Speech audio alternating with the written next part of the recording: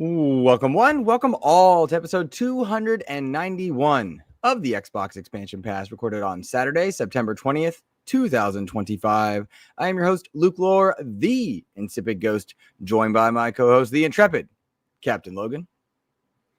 Today we are also joined by one Jesse Norris of XboxEra, here to calm the room down, have everybody relax as Xbox is raising its console prices yet again. We've got the Borderlands reviewed guy here to talk about that. And of course, Helldivers 2 has gotten a major boost from Xbox gamers in revenue. Dying Light the Beast is out, and plenty more to talk about. Gentlemen, we like to start the show by offering words of kindness to those who have made our gaming weeks better. But first, how are you, my friends? I'm doing good. I'm actually going to be going to, which is why I'm dressed up today. I'm going out to a gaming convention out in Cleveland. Because there's a rare panel that has like 3 of the OGs from the Donkey Kong Country days and like the Banjo-Kazooie days. So that's A-Chick and I found out about that, which is my words of kindness. I think one of our friends through Sea of Thieves and Rust told us about the convention that was going on, and I was like, well, you kind of have to, like, it's my first convention in Cleveland where I'm actually, or like in Ohio where I'm actually living now. So excited to go do that, and to, I don't know, maybe I'll go find a Virtual Boy and have like an actual Virtual Boy sitting here next to me before Luke can buy the cheap Plasto one from Nintendo for $100 for that's my claim to shame. Use it. I always wanted a Virtual Boy. Yeah. You got your Dragonzord, you got your Megazord. I do. I have my Megazord back here in honor of Fortnite. I've got one of my 2 Dragonzords always on my desk. Jesse, these are the toys I never could get when I was a kid. Yeah. You know, just money, family, it wasn't there. Nostalgia is pain. Yeah, it sure is. What you got? What's yours? Do you have a claim? Mine? Do you have a claim to shame? Like just a toy or thing you just... No, pretty much everything back here was bought by my missus. So she bought this. She bought the helmet. So all these things I couldn't afford before. She bought the helmet, the Halo 5 statue that's up there. None of these are mine. Not a single one. They're all the families on the Funkos. Except like this was a birthday gift or Christmas or birthday from one of my kids for the Master Chief Funko. That's cool. It's okay, dude. It's all right to have pops. I got pops. Oh, no, it's not. I hate them. My students buy me pops all the time. I've got a whole like shelf full, and like it's super sweet. Like they get me ones that I want. Like they got me a Zack Snyder's Justice League ones, and so like I never asked for them. My proudest one. What's that? This was for hitting $2,000 on last year's Extra Life. Nice. And a controller. That's custom cool. painted. That's really cool, man. I think the best gift I got in the gaming world, my wife got me, and it's not gaming, I suppose. Let me rephrase. Like in the nerd world, my wife got me a signed picture by Henry Cavill, Ben Affleck, and Gal Gadot. Because that's the DC Gal that I've Gadot. been. Gal Gadot. Yes. That is my prized possession. I don't even have it on the wall. It sits where I play games. It sits where I can see it the entire time. So, yeah. Well, guys, we start the show by giving shout outs to people that have made our gaming weeks better. So, Logan, who's made your gaming week better, my friend? Well, I'll shout out Duber and A-Chick for turning me on to the convention that I'm going to later. Cool. Looking forward to that. And I'll toss out the cursory sailing partners that I play with from time to time. Godhammer and Wailing Witch are always positive people on the seas, even when I get grumpy about losing. Which is, I don't know why I'm so damn competitive in that stupid game. I'm not competitive in any other game, but they always bring positivity and keep things light, and I appreciate the heck out of that. And then my buddy Davram, who's also in Ohio. We jumped back into Skull and Bones this week, and it was very funny to kind of see someone who'd never touched Skull and Bones come into it from a very like historical like love for piracy in that era as like a historian. And it was interesting to have a conversation with him about like what he thought Skull and Bones did well versus like what Sea of Thieves did well and stuff, knowing that I don't think he's ever actually played Black Flag. So it was very interesting to jump back in there. And that game still has a ridiculous like leveling curve at one point that is just like it's completely unbalanced. But Speaking of pirates, there was a when I was doing the 39 games coming to Xbox next week article, there was a pirate strategy game in there. Maybe you could. I think it's called Republic of Pirates. I remember hearing about that. Yeah, it's coming out next week. I haven't gotten a chance to actually mess around with that. Oh yeah, I see that. That does. I could see Logan falling deep into that just based on the screenshots alone. Well, if it's a turn-based strategy, it's going to be a dead on arrival for me. Yeah, I think it is. I cannot stand those games. There was a really good studio that I forget the name of it, but it was hard to pronounce. They put out multiple good games. One of them was about pirates. I even had them on the show. Mimimi? Ubisoft. Yes, Mimimi. Yeah, Yes, Shadow Gamut. Yes, One of an amazing, unfortunate swan song. Like one of my favorite games last year, or the year before. I forget. So good. Their tactics game. Yeah, but they cool. were a constant, just struggling to find funding, and it's not worth this struggle anymore. Which sucks because they made good games, you know. Jesse, who made your gaming week better, my friend? PR companies. Techland getting me Dying Light, letting me do that. Unfortunately, and people always yell at us, especially BitterX employees yell at us about reviewing so much on PC. The reality is everything this month, except for the Alien game you and I have, has just been PC for me. They tried to wait it out and get me Dying Light, the Beast, on Xbox, and then they did, and then an hour later they turned it off because it just wasn't going to have multiplayer working until launch. Gotcha. But they did then immediately got me PC, was able to get that one done because I had a whole lovely 2 days to do that review. And I got, and I have to say thank you to Tom Henderson of Insider Gaming, who pointed me in the right direction to finally find a contact with like the last remaining giant publisher that I had no relationship with. And so I was able to get their upcoming thing. Nice. So thank you, Tom. You a-hole. That's cool, man. I read your Dying Light review. I like the Office reference in there for parkour. Oh, he's not listening, but that's okay. Read the missus was surprised I'm doing a podcast. Oh, he's like, "What? You're doing a podcast?" I was like, "Yep." Yeah. No worries, man. No worries. But I will tell you, I enjoyed your review. I liked the reference, the Michael Scott reference, parkour, in there, which made me chuckle. But I tried to make it not seem like I did the entire thing because, like, it was, I don't know, 20 something hours of playing the game in a day and a half, right? And then very quickly doing a write, doing an edit. And then doing the narration for the final edit. Like it was a very quick turnaround. So hopefully it didn't come off slipshod. I sincerely doubt it. And I didn't think so. So I doubt anyone else is picking up on that for sure. I'm excited for Dying Light. Techland's PR group said they're trying.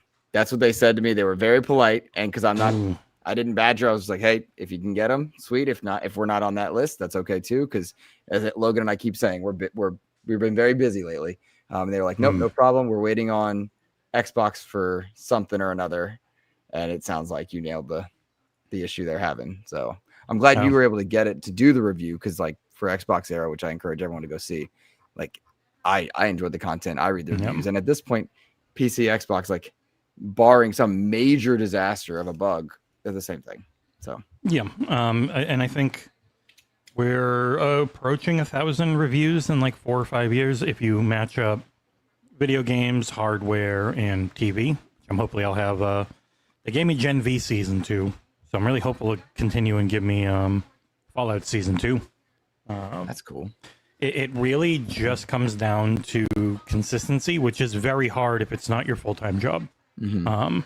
Which is the thing we ran into quite a bit because it was me doing it full-time without it still being a job. It wasn't really until John hopped over and we just have some insane volunteers who just keep pumping out review after review. They get to know you. They get to trust you, especially if you don't go on Reddit and just give the entire embargo away because you didn't realize any better because your content mill owner never taught you anything. It's almost entirely about who you know. Like, I know Paris has been at it for like 18, 20 plus years, and he's just built up so many relationships that you always see him getting like all the PlayStation stuff and all the Asus stuff and all the Xbox stuff because you gotta keep plugging away being nice and never come off. And I know you would never come off this way, but never come off like you just deserve it. And you get mad at the PR person because the PR person doesn't decide. Right. The publisher decides. Like the publisher is the one who okays all the codes that go out to everyone on games like this. So. I've nailed it. And I've never understood the meanness. I've understood people wanting the code because they want to do the coverage or they're interested. I've never understood going after the PR people. Yeah, because I put out my disappointment in having been invited to Borderlands and Gamescom, and then knowing a bunch of people had it, and that it was not going to have Xbox code before launch, and that they knew that they were going to send me PC code if anything. And I'm like, for a week, had nothing. Yeah. And I poked and prodded gently enough where eventually I got on the early preview list, which also made doing the review a hell of a lot easier. Well, you gave that bad boy a 10. Yeah. Yep. Yeah. And you were one of the outliers, if I remember. Yep. No, there's a couple of us. And overall, it was it was 85 on it was good before the late reviewers who didn't get early code started knocking it for who knows why. But yeah, I'm also an all AMD system where much like Borderlands 3, I think it just runs a hell of a lot better on there. I did not have performance issues on PC. It was a pretty steady 100 FPS for me with frame gen and like 70 without. And their frame gen is very good. I didn't notice any lag, so I might as well use it. Yeah, no, it ticked every box I wanted. It was just a really big, fun, great playing open world game. I thought the UI is fine. It's been weird to read people saying the UI is terrible.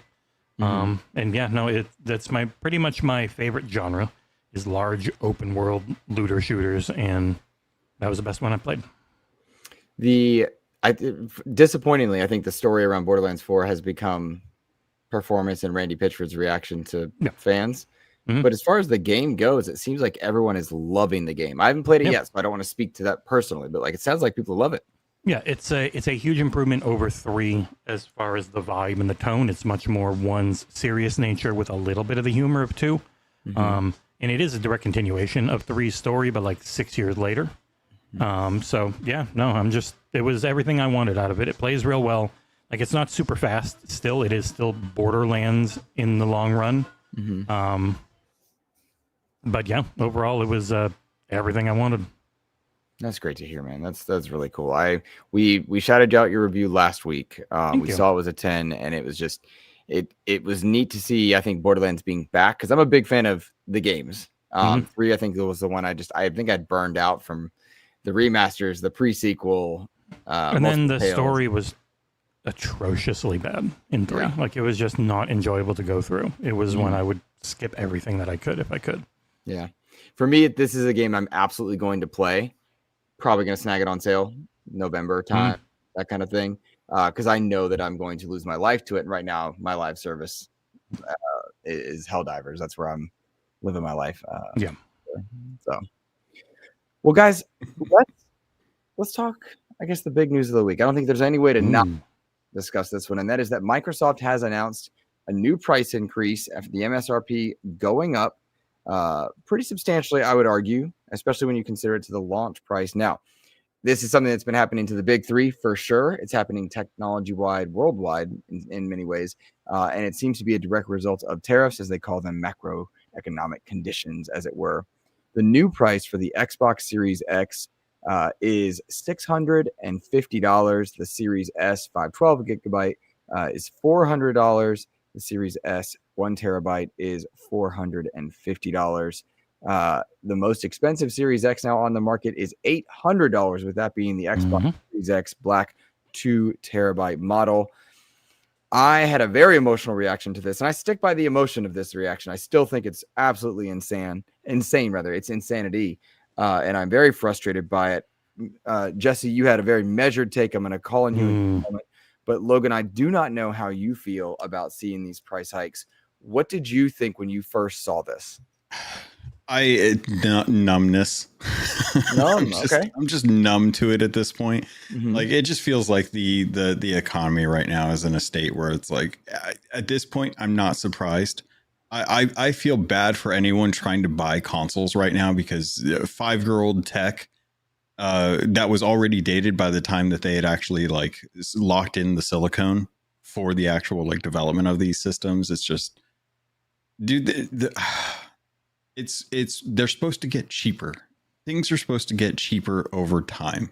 Nintendo's the outlier because they're just Nintendo and they can choose to be that kind of locked in price and never changing it. But even then, back in the day, they used to actually like drop their prices and stuff. They had player's choice and they had bundles and stuff like that. Now it's just ridiculous. But the price is going up. To see it in America, where we're the most fickle market when it comes to pricing and stuff like that, just shows that there's something going on. And you know, you could put on a tinfoil hat and say like, oh, well, maybe they're trying to raise the prices of their consoles so that the cost difference between the Xbox Ally and the Xbox Ally X seems less of a jump. And that's like, you know, you could marketing tinfoil hat that if you wanted to, but at the end of the day, it doesn't change the fact that this just, it's stupid. It sucks. There's no real reason for it. And I don't know. I'm not surprised. And I'm not even disappointed, because at this point I'm just like, yeah, this is how things are going to go until the foreseeable future.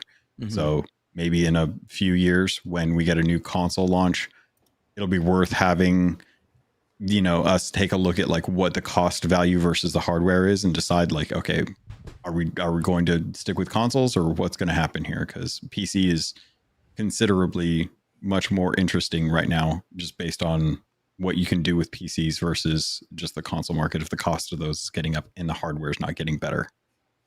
It's a good take. I will tell you, I was just angry when I saw it. I laughed out loud. Like, I could not believe it, given, and again, this is the emotional take, and I'm going to be asking Jesse to talk me through the logic, because it's sound.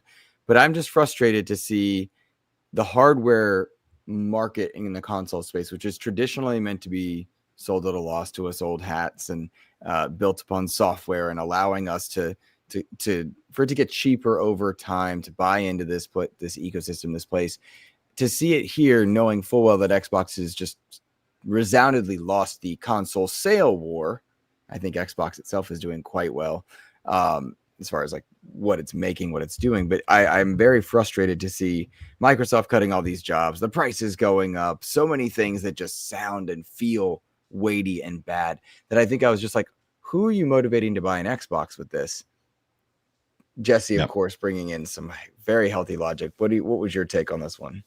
I mean, it's funny. It's been a thing. I put a couple links in the private chat, but like memory price has skyrocketed in recent weeks.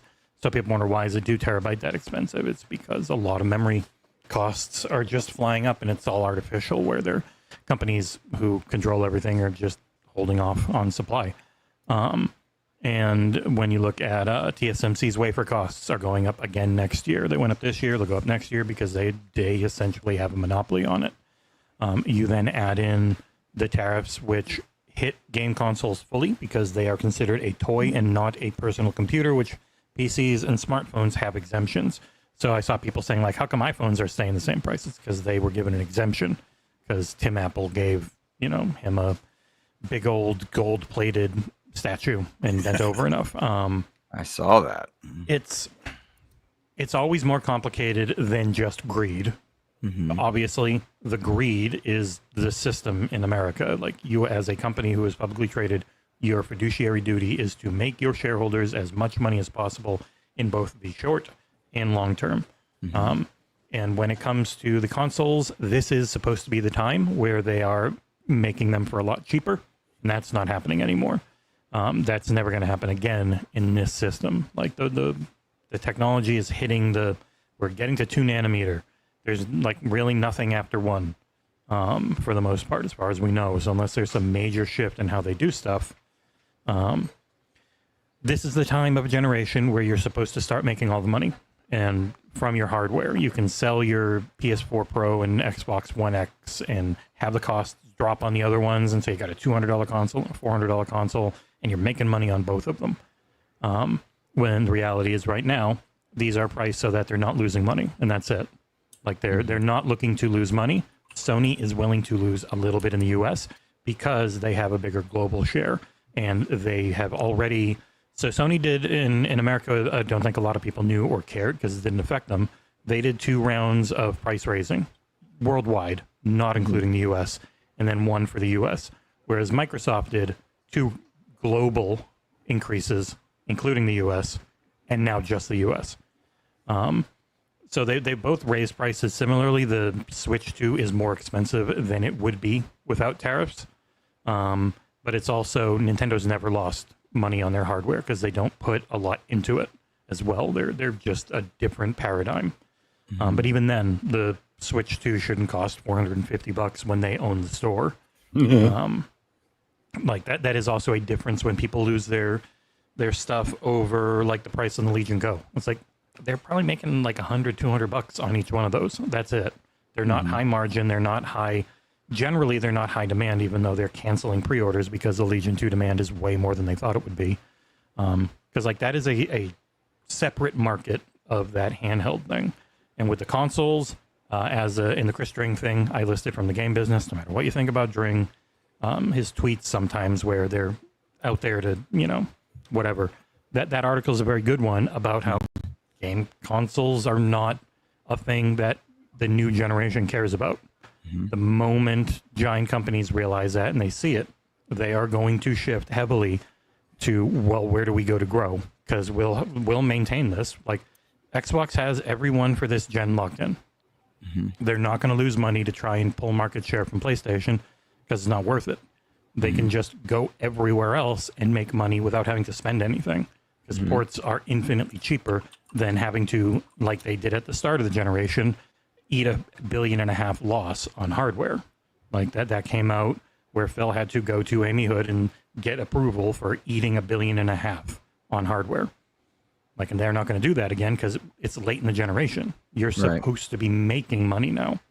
Like they waited forever to raise prices in Brazil.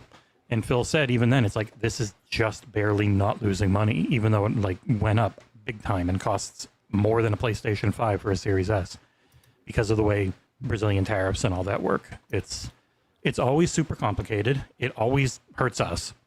So we should be mad at it, but you got to know where to be mad at. And it sucks. I don't want to, like, Microsoft's a horrible company and I hate coming off like I'm defending them. It's just the actual realities of how this economic market works. We can't have these things without this market, but this market isn't meant to help us. It's meant to get as much money out of our pockets as it can, and it is. There's never been more money into gaming, which is why when I see Ryan McCaffrey say they should go full Sega, and I'm like, man, they've made more money in a month than Sega would in a year, for the last like decade. Like they are so much bigger than all that, and all the old hat thinking of everything should get cheaper throughout a generation, and the box is everything. And it's like it's the box is everything for Nintendo because Nintendo is an awful company who will never actually give their fans what would be good for them in any way. And people just accept it. That is just how it is. Like they can sell you $100 hunk of plastic to plop your Switch or Switch 2 into to play 14 terrible games that you can't own because they hide all of their back compat is stuck to their subscription service.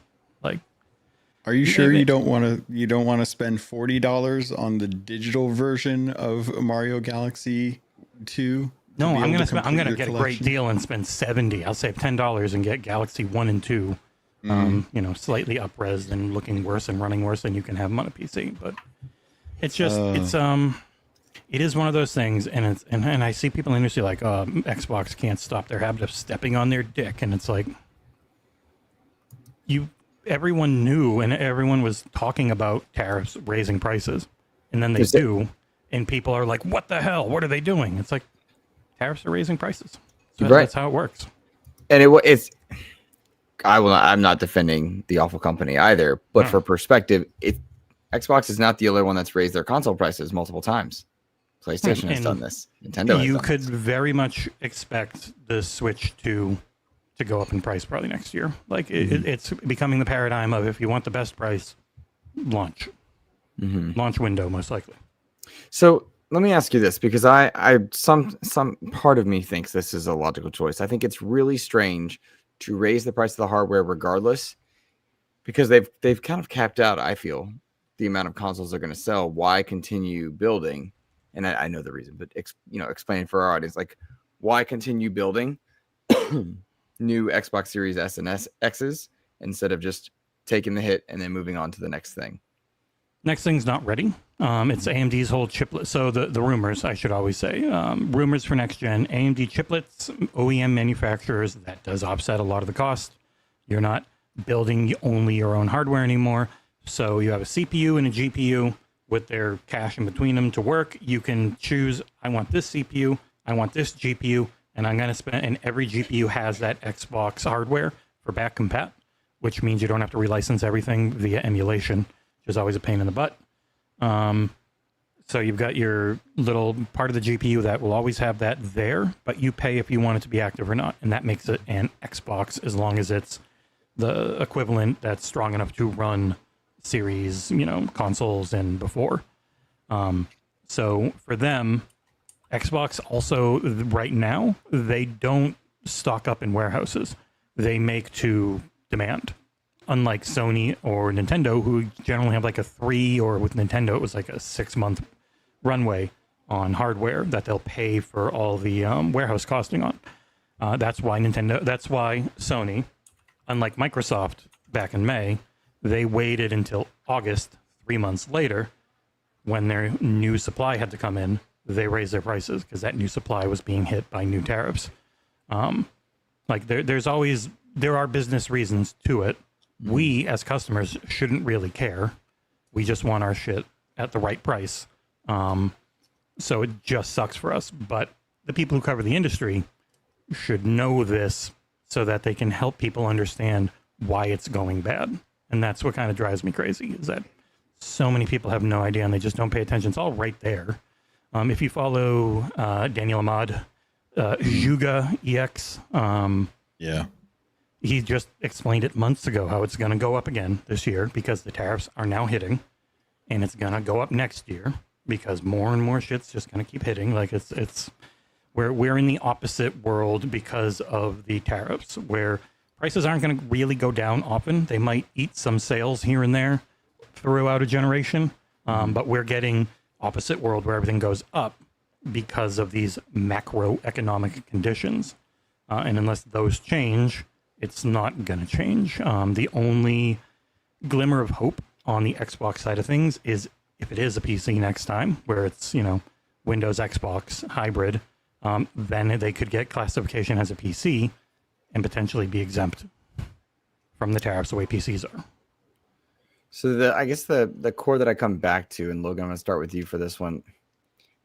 Everything Jesse is saying, it makes sense. It lines up. It's logical. We're good. But I cannot get past who has money for an $800 console or the $1,200 PC. Can I interject? Please. Yes. The $1,200 to $1,500 Legion Go 2 is selling out. They've had to cancel pre-orders because the demand is far outstripping what they expected. If I may, so when things go up, I don't think they're going to expect to sell as much, because they're not going to be losing money on them, and they're going to have more avenues to make money. The sellout is like it's selling out, I should say. Let me reword that. Is really good, and it's a great headline. Do we know how many were made? Like what that number was? No, you never really know. Gotcha. Okay. But for those, maybe at that level, they're in the hundreds of thousands. They're not in the millions. Generally, they're not expecting to sell that many. Like, I think there's still only like 4 million Steam Decks, and that's the big one. Like, so. Shout out to Steam Deck. I freaking love it. Logan, does this inspire confidence for you picking up a ROG Ally down the line? Do you see people doing this? Do you think, I got a core question. Are there a lot of people that have the money for this? Jesse making a good point of, well, some people certainly do. New hardware, yeah. I mean, I think that there's history to point to anytime there is like a new avenue for hardware to come into the market. Yeah, people are going to jump on that. The enthusiasts, the bleeding edge people will most definitely pick up the new GPU for their system. They'll pick up the new handheld for their system. There's going to be people that want to review it, that want to have that kind of like Apple, earphone white cable experience to walk around with it and feel good about it. Same thing happened with the Switch 2. One game at launch that was new and another one like a month later is not a great lineup as far as a Switch, as far as like a Nintendo launch window kind of thing. But I mean, it's as far as like 5-year-old, hardware, like that's a harder sell. That's a harder thing, because you always run into that situation like when people are buying hardware or buying any big purchase, really, they're always looking at TVs and thinking like, okay, well, when's the next TV supposed to come out? And then they start doing research and find out that annually there's always a new TV around this time, and they, instead of waiting for it waiting for that one, they try and find like the last model at a bigger, steeper discount and stuff. If the prices are going up on the older hardware, then fewer and fewer people who would normally wait for that cheaper system, those cheaper bundles and stuff, are just going to skip the generation, because they're not going to justify it, and they may just wait until the next hardware console generation and get it at launch, knowing that the prices are just going to go up. But yeah, and I feel bad for the folks that don't pay attention to this stuff. Like I was walking around a store the other day, and as always, just go into the game section just to take a look and see what stock they have, which in my area now, we've got plenty of stock on everything. Like the city is small enough and the demand is low enough that if you wanted to walk into a store and pick up a PS5 Pro or a Switch 2 or an Xbox Series X, you could. It's easy. But the costs are up. But people buying that stuff don't know that. They aren't paying close attention to like when those costs shift. So when people are going in and buying like a PlayStation 5, they're just excited that they're buying a PlayStation 5. They aren't thinking about the fact that in the last 5 years, this thing has just gotten more expensive. Good point. Jesse, you want to add on to that at all? It's going to be an odd one. Generally, at this point of a generation, you already have your hardcore. You already have the people that were ever going to do anything like we do. Like they know. They already know. And whether they jump online and say, oh, I just bought this for the first time because I hate the other guys now. It's like, no, you've had it the entire generation. You just took the box out of your closet and threw it on the front seat of your car next to a receipt you pulled out of a McDonald's bag. For the average person, the average, especially kids, most went with the Switch 2 that were really into it. But I don't think the sales are going to be... I would be surprised if the Switch 2 is able to get anywhere close to unit sales on the Switch 1. And they know that, which is why it's, $150 more than the Switch 1. Prices are just going to keep going up because they don't expect unit sales to keep going up, because most younger people are just playing Grow a Garden in Roblox. There's more people playing Grow a Garden in Roblox than the entirety of Steam. Like Roblox as a platform is like the biggest platform. It's not even close compared to anything in the Western world. You not to speak of, Can I have to say just briefly regarding Roblox, the amount of, it's a new school year, Jesse. So of course, new students, and some of them check out the show and stuff. And the amount of kids that have come up to me and said, Mr. Lohr, you really need to talk about Roblox when you're on there. No, knock it off. What do you mean? There is a new version of Roblox on the Microsoft PC store. They finally updated it from the decade-old mobile crappy one. You can buy Robux with your Microsoft reward points. Take a look at games like we were at SGF. We were all watching Jeff Keighley talk about how popular Schedule 1 is on Steam. That culture, that design philosophy, that kind of Roblox style is bleeding into mainstream gaming, because they want to try and get people into other ecosystems. They want to try and get games out there to other people. And, those Roblox kids, they're growing up and they're going to start looking for more serious games, and games that they're familiar with, or games that they like that look like what they're used to. So it's no longer, like the Super Mario Brothers or the Super Metroids or the Legend of Zeldas or the Halos. It's the Roblox, it's the Minecrafts, it's those kind of games that you're going to see. The design philosophy is like, look at Peak, look at Repo. Most of these games all look very similar, and the design is not about aesthetics. It's about weird interactions with each other. And that's fun. it's the Roblox thing. A lot of them will Excuse say, me. I'm playing X game on Roblox. Or no, I'm playing X game. I'll be like, I've never heard of that. Like, it's in Roblox. And then they'll describe it. And I'm like, bro, you're playing Dead by Daylight. He goes, I know, right? And I'm like, no. But yes, and they're having a blast. To go back to the core point here that was made is that these kids aren't buying consoles. They're getting the game that they want to play on whatever play. They don't even care. And it's mostly mobile. Yep. Yeah. It sure is, because that's what they have. It's what they have access to. And they're not used to controllers. They're not used to mouse and keyboard. They are used to touch controls, which is horrifying. Mm-hmm. And it kills me that Dreams died on PlayStation. That's what really makes me sad, is that it was killed by being an exclusive. Yep, Jesse said it. Yep, it was killed because it had a finite install base and it was very small, and it's hard to market. It's hard to create with a controller instead of a mouse and keyboard in a game like that. Mm-hmm. Yep. I don't know. I looked at one of the funny things is to me a standout story, because I'm just in the world of Helldivers right now.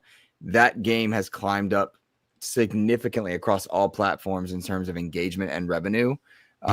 It went from, I think it's up into like number 14 in the top 20 games according to Alinea, but it climbed up there. And so of course I looked at the full list of engagement by revenue. Fortnite's number 1, of course. You got Call of Duty, this Call of Duty suite in there. Helldivers was number 4. That's amazing. But World of Warcraft is in there at number 8, and Roblox is in there at number 9 on like in this space. And this is it's just wild, because PC and consoles, it's just these live servers just generate revenue and interest non-stop. And Jesse, the ranking went up from 12 to 9. So I wonder if that improvement on Xbox, or the ability to spend money via Xbox, had anything to do with that. It certainly did for Helldivers, I guess, because it went from 37 to number 4. Yeah, there's just a reality around the games we think are big and versus what's actually big, and what the industry covers and what the industry makes money off of. And the industry makes money off of doing guide and SEO work around all the games they don't actually cover, like Minecraft and Roblox and all these different little free-to-play games or streamer games that take off, and then they write up a guide of how to get this and how to do this and this, and that pays for all the reviews and everything like that.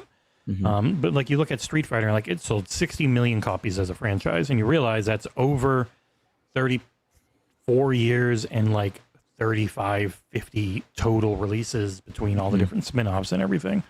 Metroid is like in the 20 millions, despite all the games that have been in that franchise that is venerated as one of the biggest ever. And yet a single Mario Party title outsells the entire franchise.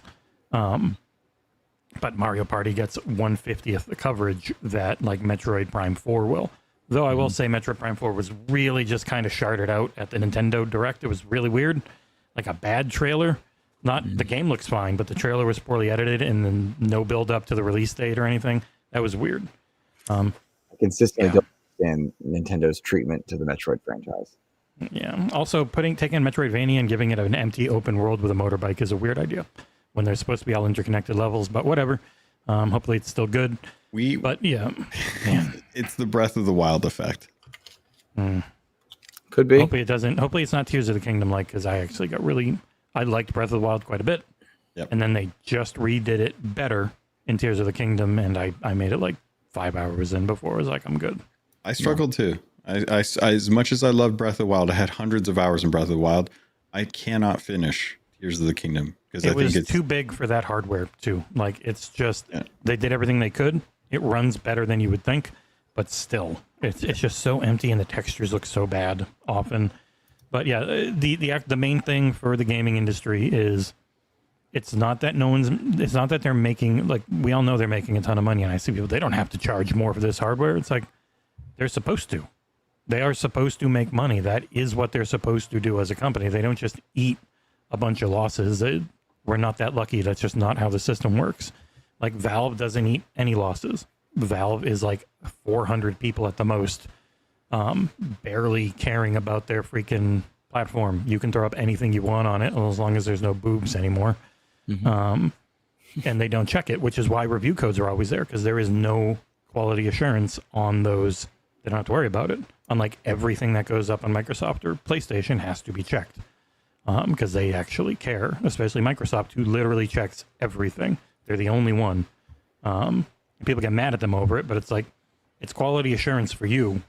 If it's for them, they do it so that you don't get mad and throw, a big temper tantrum about things not working that you paid for. It makes sense.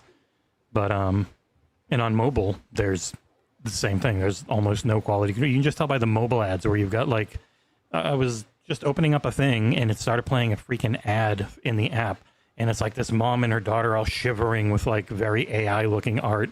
And you've got to click around the house to rebuild the house to stop them from freezing to death. And it's just a mobile ad. It's like, Jesus Christ. But that is most of the gaming industry. It's just not what we ever talk about or cover. Right. No, you're absolutely right. And it's strange because we're tucked in our own little corner yelling about the clouds, and it doesn't really matter. It comes down to like the difference between wanting to have an artisan experience in a game that you can share a conversation about, as opposed to, stuff that is relatively like mindless. Like you can generally enjoy most of that content, and there's not a whole lot of like depth to it. You're not looking for the next Pulitzer story to come out of a mobile game. So the expectation, in fact, I just did a survey for Blizzard as a research thing that was talking about, what do you look for in games? And they're like, well, when you play console and PC games, what are you looking for? And I'm like, I'm looking for a premium experience. I'm looking for story. I'm looking for, fun, competitive things. And they're like, well, what do you think about like premium versus free to play versus like standalone like prices? And I'm like, well, if it's a premium experience, then I'm going to pay outright for it. I don't want to worry about free or freemium. I want to have like the purchase of that. And they're like, okay, well, what do you think about mobile? And I'm like, it's complete opposite. I don't want to pay money for mobile because it's going to disappear eventually off of the phone. You can barely play half of the games that originally came out on certain devices anymore and stuff. And it's like, it doesn't feel like I'm going to spend a lot of time on my phone, because that's not where I want to spend long sessions looking at a tiny screen. And that's just, maybe it's different for people that have tablets and stuff like that. It's a little less painful, but I'm like, yeah, give it to me free, give it to a freemium, put a season pass if there you want, but I'm not going to invest that much money in it. And that's why it's so big, is because it's easily consumed over short sessions, and you're not having to invest money in it. Mm-hmm. Good point. Gents, I want to talk about the stuff that's coming out next week, as well as the Forza Horizon 6 possibility rumors for Tokyo Game Show. Before we do, though, I do want to give a shout out to our patrons, and a special shout out to Matt Valdez, who very politely reached out and said, hey, Luke, I haven't been on the shout out list. And I was like, oh, no. I missed it because he switched to yearly. On Patreon, you can go into yearly. And so it just showed up in a different spot. So Matt Valdez, who's been a tier 3 supporter for quite a long time, continues to be a tier 3 supporter. Thank you. I appreciate you, my friend. And consider this your special shout out, because I'm so sorry I missed it when you switched over. That's my apologies. That being said, I'm going to go ahead and read out our tier 2 and 3 shout outs. Remember to go to patreon.com/Xbox Expansion Pass if you indeed have the means to support content creators financially. We have XboxEra as one of our recommendeds as well. Patreon has a wonderful feature where you can recommend people for like-minded content, or if you like this, you'll enjoy this. We have them listed as one of our recommended. You want some shout out music? Do you have it? I can give you this. Oh, I like that. Okay, there you go. That's dope. All right, let's give shout outs to Matto1606, Matt Valdez, Clutch Quando, Omen, Jesse Prius, Fatto, Aaron G, Nick Bentley, The Scarecrow, Ken Rosing, Fabian Winkler, Regis Stella the Brony Pirate, Rob Frawley II, Tao Zochi, Nicholas Johnson, Randolph Thor 19, African, Game Positive, Jam Pack Sam, Red Beast, Dano 12, DJ Hero, Brendan Myers, aka the Winter Gamer, the Lord Sir Master James Suddy, and Sony's VP of Marketing, Kevin Butler. Thank you guys for supporting XEP by going to patreon.com/Xbox Expansion Pass. Thank you so much. All right, gents. Let's rock. Forza Horizon 6. I've seen the rumor mill. Major announcement possibility at Tokyo Game Show. Is this Forza Horizon 6 set in Japan, or are we just excited? Anybody? Yeah, probably. I mean, we've seen all the. I know you've probably seen leaks. There was a whole marketing beat around working with the company. So yeah, they've also got an unannounced or just Xbox Studios title without a thing in the Tokyo Game Show lineup. So seems pretty likely. Would have been cool if it had just popped up and nobody knew. But people like their clout and clicks. So never had a shot. Now, Jesse, do you think people know or people in our corner know? People in our corner who are going to bother watching this know. Gotcha. Good point. Well said. Logan, it is at 6 a.m. my time when we co-stream it. It's going to be great. Hey, man. It's going to be good. Hey, I'll be awake that time. Just send me a text. Tell me how it's going. I'll be at work, I'm sure. So, Logan, are you stoked about the idea of playing Forza Horizon 6 at all? And the idea that it's in Japan? Oh, yeah. Dude, we had a ton of fun with Forza Horizon 5 back in... And 4 and 3.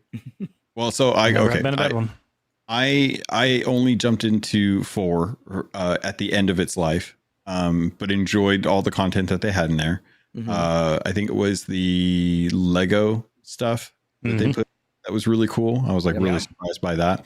But it was fun kind of going around England. It was fun, smashing through little stone walls and whatnot.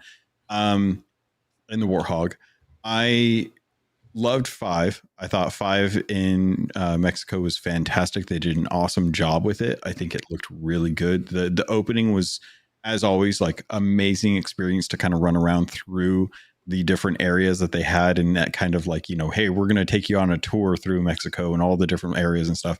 The little call outs to different team members that they'd lost during the actual production of it were really nice, like the nice wall paintings and stuff. So I really loved 5. Looking at 6, I didn't see any of the leaks because I just have my head down. And I'm looking forward to what that's going to look like when they actually do the reveal. And it being set in Japan, I think is awesome. I'm really, really stoked to see what they do with it. I think, there's going to be a kaiju at least. What there's definitely going to be are way wider roads than you actually find in Japan, because it's one of the things people always talk about. It's like, Japanese car culture. It's like, but Japan is not that big, and it's very old, and its streets are not very wide for the most part. So if you're going to make a driving game in there, it's going to have to do the squish Scotland into the very top of, England, make everything way bigger than it actually is, while also making it way smaller than it actually is if you want to get around, while also probably having to be very respectful of where you let people drive. Because it's like Assassin's Creed couldn't let you go on the Torii gates. Like that's a no-go. I can't imagine they'd be super stoked about letting you drive all the way up Mount Fuji. It will be interesting to see how because they'll be very conscious of local traditions and wishes on stuff, while still probably being really damn good at figuring out how to make a very fun, very neon colored map, I would imagine. I'm sure there's got to be like a lot of like Tokyo Drift kind of stuff in there as well too. Like initial they've had drifting. Yeah, like there would be a fantastic. It would be amazing if like one of the pre-order bonuses or just like something to kind of show testament to some of the fantastic like anime and movies and stuff that have kind of like showcased Tokyo for their street racing or just their racing in general would be really cool. So I would love to have like a Skyline in there or Initial D. They did the Forza Horizon Presents the Fast and Furious, which was a really fun series of races. Yep. So you never know. So I think it's one of the best locations that you could probably have for that, because the culture there is also really cool. There's like a culture there that is like picking up on like the kind of like a Americanized Mexican like gangster ghetto look over there as well too. So they're like starting to do lowriders and whatnot over in Japan, and starting to wear like the same attire as like a lot of the Cholos, thank you. I was trying to find. If you really want to make it Mexico, though, whenever you record it, you got to put the piss yellow filter over it, and then it's like American TV. I hope whatever happens with Forza Horizon 6, it does a good job at consistently and routinely celebrating the Xbox catalog. I love when you had that Halo mission I love when you get nods to catalog content, like the idea of in Tony Hawk you can play as Master Chief or Doomslayer. I think those things are important. It doesn't have to be the main game, but I absolutely love when that happens. I always talk about this with Logan, like let some IPs cross over. I hope, and Forza Horizon 6 is a great place to allow that to happen, to see crossovers. And so I hope that they do find a way to do just that. I'll also say that I really enjoyed the concept of the blue-green car when they put it over on PlayStation. I think they could do more. So I'd be stoked to see that. I just think Forza Horizon 6 is a wonderful catalyst towards bridging IPs together in a fun and healthy, appropriate way. You know, yeah, it's the final time where Microsoft, like, they've made it very clear they're not huge on IP collaborations because you have to pay for those licenses forever. It's why all the Forza games constantly get delisted, is because of music. It's why all the Activision games aren't in Game Pass, is because you wouldn't think it, but most of their releases have some form of IP licensing issue in them. Even like you go through most of them and you'd be really surprised, and sometimes it can even just be engine stuff or other things that are licensed that did not have a subscription agreement in them, so you have to renegotiate all of it. But when it's all yours, hell of a lot easier. Exactly. Bingo. Like, that's why Perfect Dark didn't come back, because owning that IP means everything, and they weren't going to give that up to 2K, which is why 2K wanted it so bad, if they were going to pump 100 million back into it. Yep.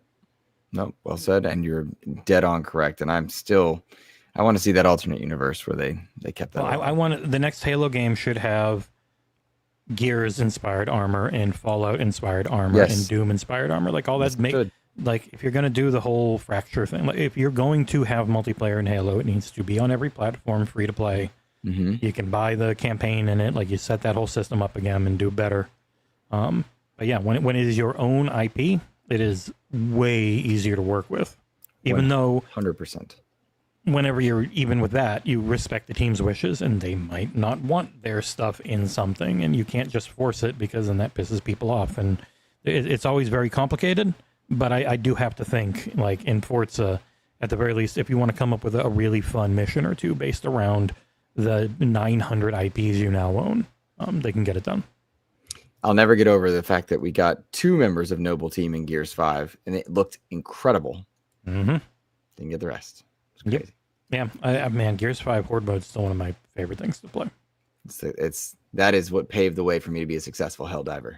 I think Helldiver's content never goes away, Abdul. He's asking in chat. Who is that? I think they're Halo-like. It's always there to buy. Yes, it is. It's unlike the Killzone content. They learned their lesson, and they've spoken publicly about that. Yeah. So, it's in there, Abdul, and it's a great pack. I got to tell you, it looks great. I put a lot of time into that. So, before we talk about games coming out, Logan, I feel like I cut you off by accident. Did I? Oh no, I was just going to say Horde mode in Gears 5 is like one of the most accessible Horde modes that you can actually play, and it's really kind of cool to see like what they've done with it. But yeah, fantastic game. Really looking forward to what they do with your E-Day coming up. Yeah. I'm big on the Horde shooters, so I'm really looking forward to John Carpenter's Toxic Commando next year, because everything I saw about that one at it's a weird thing. Like, I didn't even think it was an IP. I thought it was new, but no, it was a comic book. Yeah. Like, the game's absolutely gorgeous because it's using the Swarm engine, which is Space Marine 2. It's another Saber game, one of their 12 to 13 they always have, because they are so shockingly big. But yeah, big, huge Horde shooter with the waves and all that type of stuff, and it looks really good. Yeah. God, that's wild. Toxic Commando. Yep. Didn't think that was going to be a game. Nope. Nobody did, bud. How Perfect Dark died, so Toxic Commando could live. Now, favorite games coming out, I should say, for next week. I'm looking at the release window, and Jesse said he put together a list of, what was it, 85? It was on Xbox. It was 39 games. Gotcha. And that trends more. I was making sure I wasn't missing any, but goodness knows, we just on the backs of Dying Light, which I'm hoping I get to play soon. Sonic Racing CrossWorlds is next week. One that I really want to play. Streamed that yesterday. What's that? I streamed the Xbox code came in yesterday because it wasn't available before, so I streamed an hour of it. What do you know? Runs great. Jealous. Very you want the cool. email? They'll probably send you one. Yep. Heck yo. You'll never guess.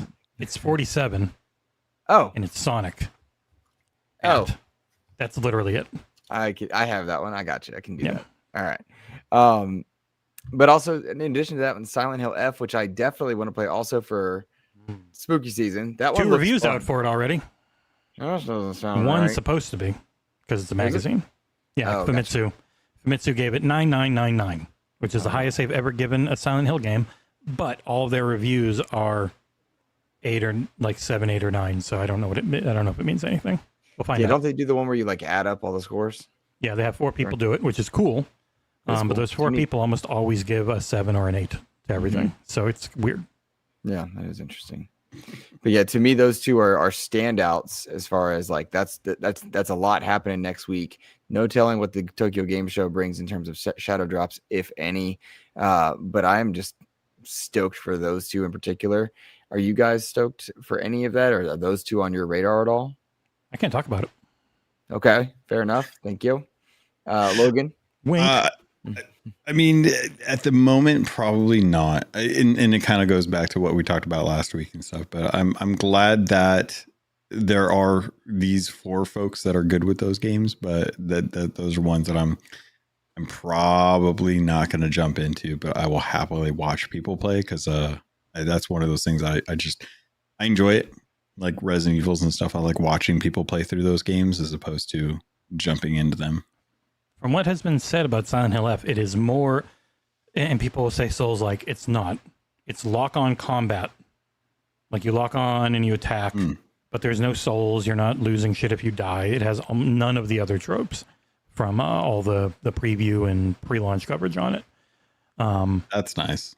Yeah, people always just throw Souls-like around without actually knowing what that means, and it's a set, like just a whole bunch of vibe and feel stuff on the feature side of it that game doesn't have, but it's got lock-on combat, so people think Souls.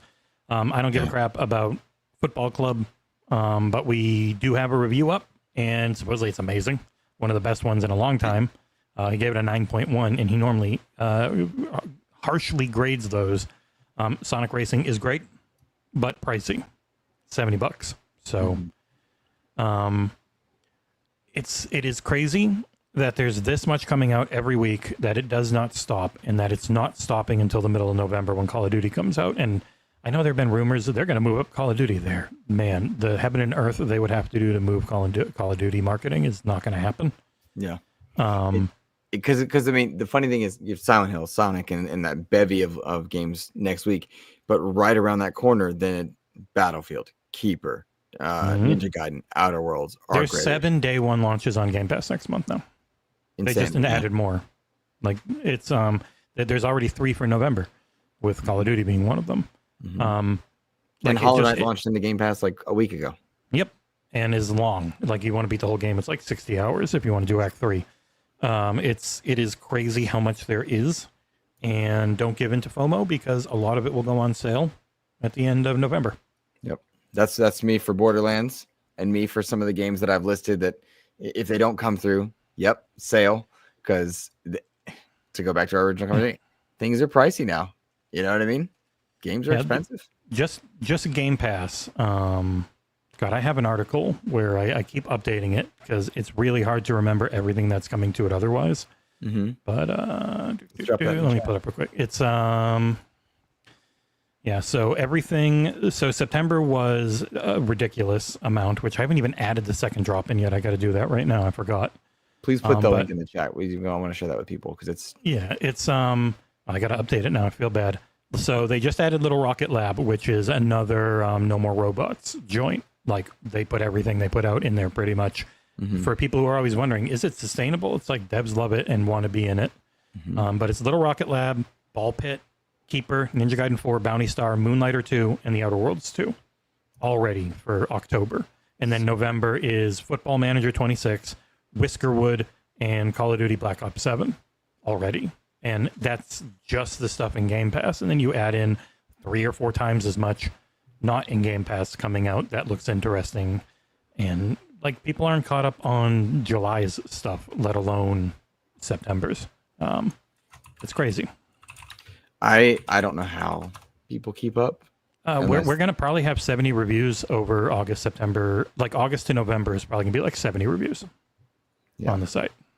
That's just insane. And props to you, because I visit almost every day. Easily the YouTube channel every day. And I just appreciate there's been too much on there. Holy shit. The editing is incredible. That's the video editing to me is just you can see with Jump Space, John had a long time and was so into that game that he was really able to dive into it and give it everything he could. Yep. That's why it's so cool. But even like Hades just came back, and because Hades 2 won't be anywhere else besides PC and Switch 2 for a year probably, like the first game. So if you never played the first one, it's almost as good as 2. Like it's just the amount of stuff in a new Peppa Pig game. So now all the memes and jokes can just keep happening. Forever. Absolutely. Where's Jess? Yeah, for real. Okay, time to. Oh my God, I've got to add in. I forgot. I have to add in 10 games to this friggin' list of what's coming. Oh man, we're winding down. I have to give a shout out briefly. Clutch Kwando dropped a $50 super sticker. Thank you, Clutch Kwando. Goodness, my friend. Thank you. Much appreciated. Oh, thank you very much. Yeah, sincerely. Wow. Thank you. What a way. Whew. Jesse, I'm sorry I cut you off. That caught me off guard. Oh no, it's literally just I've got to add 10 things into this everything coming to Game Pass article because I've woefully fallen behind. I forgot. How could you possibly forget? SOPA it's 8 games are coming day 1 in October because SOPA is coming out on October 7th, and that game has been announced for a long time. SOPA, Tale of the Stolen Potato, after many years of being announced as a Game Pass game, is finally in there as the 8th day 1 launch in October. Man, that's so cool. That's just. I've had people try to legitimately tell me that, oh, is Game Pass really that good anymore? I never hear people talking about it in the industry. I'm like, that's because you get every game as a code. Yeah. I promise you, people are talking about it nonstop, man. That's right. I've been pinching pennies and using Game Pass nonstop lately, and it's been amazing. Still helps me out. That's not to say if you back the BDS boycott of Microsoft, fully 100% understand. But you also have to realize it's incredibly expensive to buy everything. And some people just can't give up the entire platform that they've invested into. Agreed. All right, we got to get Logan out of here. That's why he's dressed up. He's going to go meet some rare devs. And Jesse, we can't thank you enough for joining us today. Shorter shows, more succinct. Hope the audience is enjoying that as a factor amongst all the awesome podcasts out there. Logan, we'll start with you, my friend. Anything you want to plug or let people know about before we depart? As always, just doing Keelhauled. Got Sea of Thieves content to talk about this week as there's a new event that's going up for the next month. It's one of those ones where they're driving you to one spot to go fight over a very expensive piece of loot. Art, right? Yes. Yeah. Mm-hmm. So there's one particular piece of art that is being requested amongst many. It is probably one of the most highly valued item that Rare has ever put into the game as far as like gold value goes. So a lot of folks have been jumping in doing that. It is going on all month, and there are some limited rewards for that. So if folks want to get into Sea of Thieves and not miss out on the time-limited rewards, that's a good thing to do now. Plus, it's just, it's fun. It's a good time to jump in there. But I will hopefully have a good time at the convention, at the panel. And if there's any interesting news or anything from old DK and Banjo-Kazooie and Platonics stuff, I'll definitely report back next week. But that's what I got going on. Dope. Jesse, you guys record on Saturday evenings, so later on today, you'll have about 5.5 hours from now. And we've had, I can't even count how many reviews this month, and it's probably going to double by the end of it. I got one I just finished up this morning before doing this. Jumping right over to finish Slime Rancher 2, then on to Alien, and there's so much more. It's just XboxEra.com, XboxEra on YouTube, and the main thing for us is trying to grow our Patreon so that we don't have to worry about all the dumb ad money fluctuations. Just patreon.com/XboxEra. Absolutely. And do that, guys. I mean, if you're able to support content creators in any way, shape, or form, outlets in any way, shape, or form, please do so. And easy ways to do it if you can't. Make XboxEra your homepage. That's a very helpful. If that's without ad blocker. Yeah, I got you, Jesse. I know we got bad ads, but we're actually changing ad providers. So it should be better. Good. That's good to hear. Nice, very cool. Well, everybody, thank you so much for hanging out with us this week. Thank you again to Jesse for joining us. Logan, I hope you have a fantastic time visiting the Rare devs.